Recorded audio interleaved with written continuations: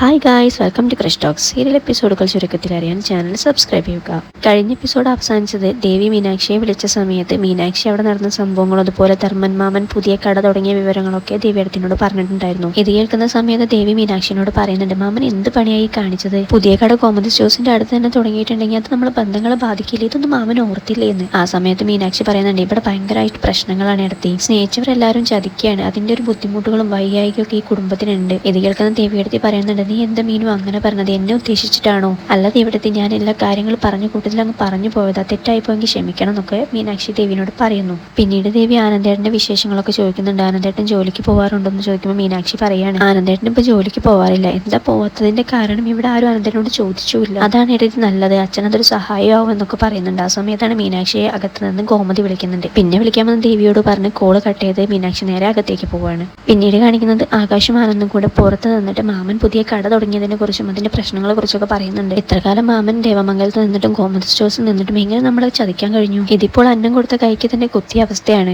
രാത്രി പാത്തും പതുങ്ങിയൊക്കെ മാമൻ നമ്മളെ വീട്ടിലേക്ക് വന്നത് നമ്മളോടുള്ള സ്നേഹം കൊണ്ടല്ല, രഹസ്യങ്ങൾ ചോർത്താൻ വേണ്ടിയിട്ടായിരിക്കും. എന്നാലും ഇത്രയും വലിയൊരു ചതി മാമൻ ചെയ്യുമെന്ന് ഞാൻ മനസ്സിൽ പോലും ചിന്തിച്ചിട്ടില്ല എന്ന് പറഞ്ഞിട്ട് ആകാശ് പകരം ചോദിക്കാൻ വേണ്ടി പോവാൻ നിൽക്കുന്നുണ്ട്. ആനന്ദപ്പം ആകാശിനെ വിടുന്നില്ല. മാമൻ കാര്യങ്ങളൊക്കെ പറയാൻ വേണ്ടിയിട്ട് ദേവമംഗലത്ത് വന്നിട്ടുണ്ടായിരുന്നു. അച്ഛനും അമ്മയും മാമനുള്ളത് കൊടുത്തിട്ടുണ്ട്, നീ അതിൽ ഇടപെടാൻ ഇനി പോവണ്ട. കട തുടങ്ങിയതറിഞ്ഞ് ഞാനും അച്ഛനും കടയുടെ മുമ്പിൽ പോയിരുന്നു. ഞാൻ പറഞ്ഞു അച്ഛനോട് ഞാൻ ചെന്ന് ചോദിക്കട്ടെ എന്ന്. അച്ഛൻ അതിന് സമ്മതിച്ചില്ല. അങ്ങനെ ഇരിക്കെ നീ ഇനി അതിന് ചോദ്യം ചെയ്യാൻ നിൽക്കണ്ട, നീ എന്തെങ്കിലും കാര്യം ഉണ്ടെങ്കിൽ ഞാൻ മാമനെ വിളിച്ച് സംസാരിച്ചോളാം എന്ന് ആനന്ദ് പറയുന്നുണ്ട്. എന്തൊക്കെ പറഞ്ഞിട്ടും ആകാശിന്റെ ദേഷ്യം അങ്ങോട്ട് മാറുന്നില്ല. ഏട്ടൻ വരുന്നില്ലെങ്കിൽ ഞാൻ തന്നെ പോയി ചോദിച്ചോളാം എന്ന് പറഞ്ഞ് ആകാശ് പോവാൻ നിൽക്കുമ്പോൾ ആനന്ദ് ദേഷ്യപ്പെട്ട് പറയുന്നുണ്ട്, എന്നാ നീ പോ, അല്ലെങ്കിൽ തന്നെ നമ്മുടെ കുടുംബത്തിന് ഇപ്പൊ എന്തൊരു സമയദോഷമാണ്. നീ എന്റെ അവസ്ഥ തന്നെ കണ്ടില്ലേ, അച്ഛനും അമ്മയാണെങ്കിലും അങ്ങനെ ജീവിതത്തോട് തന്നെ മടുപ്പായിട്ട് നിൽക്കുകയാണ് ഞാനിപ്പോ. അതിന്റെ ഉള്ളിൽ ഇങ്ങനത്തെ ഒരു പ്രശ്നം വന്നിട്ടുണ്ടെങ്കിൽ എങ്ങനെ കൈകാര്യം ചെയ്യും എന്നും പറഞ്ഞ് ആനന്ദ് സങ്കടപ്പെടുകയാണ്. ഇത് കണ്ടിട്ട് ആകാശിന്റെ മനസ്സലിയുന്നുണ്ട്. ആകാശ് ആനന്ദിനോട് സോറി ഒക്കെ പറഞ്ഞിട്ട് ഞാൻ ഇനി പോകുന്നില്ല ഏട്ടാ, എല്ലാം വരുന്നിടത്ത് വെച്ച് കാണാമെന്ന് പറഞ്ഞ് അവരവിടുന്ന് പോവാണ്. പിന്നീട് കാണിക്കുന്നത് ധർമ്മന്റെ പുതിയ കടയുടെ ഉദ്ഘാടനമൊക്കെ കഴിഞ്ഞ് രാജശ്രീയും ഇന്ദിരാമ്മയും കൂടെ കൃഷ്ണമംഗലത്തേക്ക് വരുന്ന സമയത്ത് ഗോമതി അകത്തു നിന്ന് വന്നിട്ട് നിൽക്കവിടെ, എനിക്ക് കുറച്ച് കാര്യങ്ങൾ സംസാരിക്കാനുണ്ടെന്ന് പറയുന്നുണ്ട്. മിത്രയും മീനാക്ഷിയും പിറകെ ചെന്നിട്ട് വേണ്ടമ്മ അത് വിട്ടേക്ക് എന്ന് പറയുമ്പോൾ അങ്ങനെയൊന്നും വിടാൻ പറ്റില്ല, എനിക്ക് ഇവരോട് രണ്ട് ചോദിച്ചിട്ടേ ഇനി കാര്യമുള്ളൂ, മനസ്സമാധാനമുള്ളൂ പറഞ്ഞിട്ട്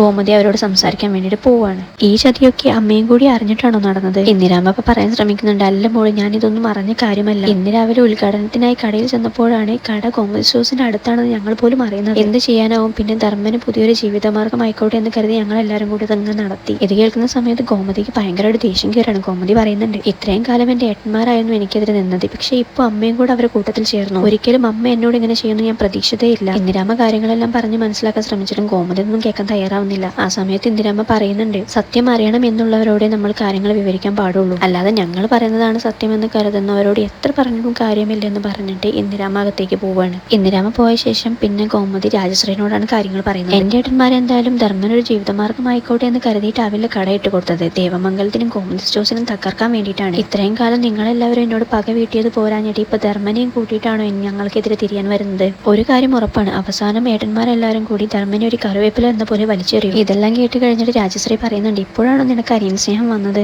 ഇത്രയും കാലം അവൻ കോമഡി സ്റ്റോഴ്സിൽ നിന്നിട്ട് എന്തുണ്ടാക്കി? അവസാനം നിങ്ങളെല്ലാരും കൂടി 25,000 രൂപയ്ക്ക് വേണ്ടിയിട്ട് അവനെ കള്ളനെന്ന് പറഞ്ഞ് ആട്ടിയിറക്കിയതല്ലേ? തെറ്റുകൾ തെളിഞ്ഞാലും ഇല്ലെങ്കിലും നിങ്ങളുടെ അനിയന് പുതിയൊരു ജീവിതമാർക്കും ജീവിതം കിട്ടിയതിന് സന്തോഷിക്കല്ലേ വേണ്ടത്, അല്ലാതെ ഇങ്ങനെ പറയാണോ ചെയ്യേണ്ടത്? ഇത് കേട്ടുകൊണ്ടിരിക്കുന്ന മിത്ര രാജശ്രീനോട് പറയുന്നുണ്ട്, ശരിയാ, തെറ്റിദ്ധാരണകൾ ഉണ്ടായിട്ടുണ്ട്, പക്ഷെ അതൊന്നും കൃഷ്ണമംഗലത്തുള്ളവരല്ല തീർത്തത്, ദേവമംഗലത്തുള്ളവർ തന്നെയാണ്. എനിക്കറിയാം അച്ഛനും കൊച്ചച്ഛനും ധർമ്മമാമനെ കൊടുക്കാൻ വെച്ചൊരു കെണിയാണിതെന്ന്. ധർമ്മനൊരു ജീവിതമാർഗം മാത്രമായിട്ടാണ് ഈ കട തുടങ്ങിയതെന്ന് നിനക്ക് നിന്റെ നെഞ്ചിൽ കൈവച്ച് പറയാൻ പറ്റുമോ?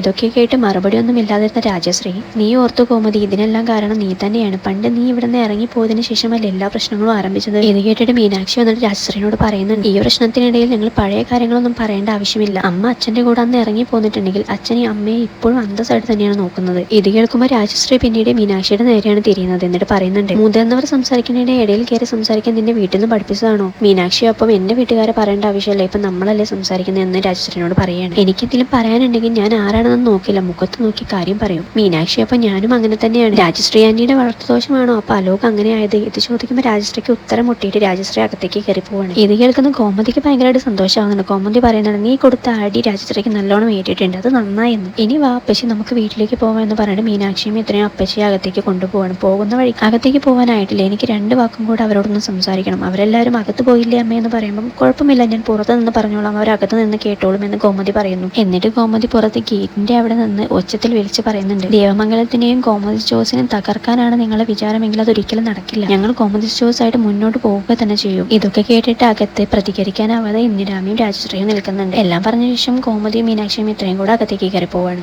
പിന്നീട് കാണിക്കുന്നത് ഗോമതി സ്റ്റോഴ്സിൽ ബാലനും ആകാശും ആനന്ദും രാമേട്ടനും കൂടെ ഇങ്ങനെ ഇരിക്കുകയാണ്. ഇന്ന് കടയിൽ പ്രത്യേകിച്ച് തിരക്കൊന്നും കാണാനില്ല. അപ്പൊ ആനന്ദ് പറയുന്നുണ്ട്, തൊട്ടടുത്ത് തന്നെ പുതിയൊരു കട തുടങ്ങിയത് കൊണ്ട് ആളുകൾ എല്ലാവരും അങ്ങോട്ടായിരിക്കും പോവുക. രാമേട്ടനെ പൊതു പറഞ്ഞത് ശരിയാണ്. ഇങ്ങനെ ഒരു വാശിപ്പുറത്തുണ്ടാക്കിയ ഒരു കടയാണെന്ന് അറിയുമ്പോൾ ആൾക്കാരെല്ലാവരും മിക്കവാറും അങ്ങോട്ട് തന്നെയായിരിക്കും പോവുക. ഇത് കേട്ടിട്ട് ബാലൻ പറയുന്നുണ്ട്, ഇക്കാലത്ത് കള്ളന്മാരും വഞ്ചിക്കുന്നവരെല്ലാവരുമാണ് മുന്നോട്ട് പോകുന്നത്. എല്ലാവരെയും സ്നേഹിക്കുകയും വിശ്വസിക്കുകയും ചെയ്യുന്നവരൊക്കെ ചതിക്കപ്പെടുകയായിരിക്കും. ഇപ്പോൾ കണ്ടില്ലേ, ഉദയഭാനു തന്നെ എത്ര എളുപ്പത്തിലാണ് എന്നെ ചതിച്ചത്. അതുകൊണ്ട് എന്റെ ആനന്ദിന്റെ ജീവിതവും ഇങ്ങനെയായിരുന്നു. അവരിതൊക്കെ സംസാരിച്ചിരിക്കുന്ന സമയത്താണ് ആനന്ദിന്റെ ഫോണിലേക്ക് ഒരു കോൾ വരുന്നത്. ആനന്ദ് കോൾ അറ്റൻഡ് ചെയ്തിട്ട് ഭയങ്കര സീരിയസ് ആയിട്ട് ശരി അങ്ങനെ തന്നെ ചെയ്യാമെന്നൊക്കെ പറഞ്ഞ് കോൾ കട്ട് ചെയ്യുന്നു. ആനന്ദിന്റെ മുഖത്തെ ടെൻഷനൊക്കെ കണ്ടിട്ട് എല്ലാവരും കാര്യം ചോദിക്കുന്നുണ്ട്. പക്ഷെ ആനന്ദൊന്നും പറയുന്നില്ല. പിന്നീട് കാണിക്കുന്നത് ദേവി അടുക്കളയിൽ എന്തോ പണികളൊക്കെ ചെയ്യായിരുന്നു. ആ സമയത്ത് പച്ചക്കറിയുടെ ഒരു പാത്രം എടുക്കാൻ നേരം അവിടെ ഉണ്ടായിരുന്ന ഒരു ഉപ്പുപാത്രം താഴെ വീണിട്ട് പൊട്ടുന്നുണ്ട്. പാത്രം പൊട്ടിയതോടെ ദേവി ഷോക്കായിട്ട് അനങ്ങാതെ നിൽക്കുകയാണ്. ഇത് കണ്ടിട്ടാണ് ശ്രീകല അങ്ങോട്ടേക്ക് ഓടി വരുന്നത്. എന്ത് പറ്റിയ ഒരു ഉപ്പുപാത്രം പൊട്ടിയതിനാണോ നീ ഇങ്ങനെ അനങ്ങാതെ നിൽക്കുന്നത്? ദേവി അപ്പൊ പറയുന്നുണ്ട്, അമ്മ ഉപ്പുപാത്രം പൊട്ടുന്നത് നല്ലതല്ല. മുൻപ് ദേവമംഗലത്തിൽ നിന്നും ഇതുപോലെ എന്റെ കയ്യിൽ നിന്ന് ഉപ്പുപാത്രം പൊട്ടിയിരുന്നു. അതിനുശേഷം എന്റെ ജീവിതത്തിൽ നടന്നതൊന്നും അത്ര നല്ല കാര്യങ്ങളായിരുന്നില്ല. ഇപ്പതി പിന്നെയും അത് ആവർത്തിച്ചിരിക്കുന്നു. എനിക്ക് ഭയങ്കരമായിട്ട് പേടിയാവുന്നുണ്ട്. ഇനി എന്തൊക്കെയാ എന്റെ ജീവിതത്തിൽ സംഭവിക്കാൻ പോവാന്ന് എനിക്ക് അറിയില്ല. അപ്പൊ ശ്രീകല പറയുന്നുണ്ട്, ഇതിൽ കൂടുതൽ എന്ത് സംഭവിക്കാനാ? അമ്മ എന്റെ ആനന്ദേട്ടൻ എന്നെ ഉപേക്ഷിക്കുമോ എന്നൊക്കെ ദേവി ശ്രീകലനോട് ചോദിക്കുന്നുണ്ട്. അപ്പം ശ്രീകല പറയുന്നുണ്ട്, ഇല്ല മോളെ, ആനന്ദ തന്നെ വിളിക്കാൻ ഇവിടെ വരും. ശ്രീകല എന്തൊക്കെ പറഞ്ഞാലും ദേവിയുടെ ആ ടെൻഷൻ അങ്ങോട്ട് മാറുന്നില്ല.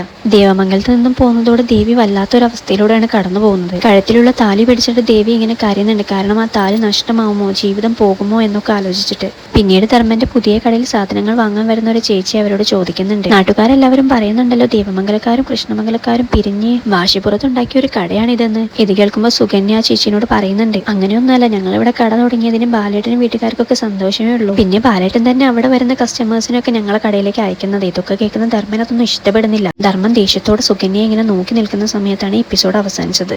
നാളത്തെ എപ്പിസോഡിനായി ചാനൽ സബ്സ്ക്രൈബ് ചെയ്യൂ.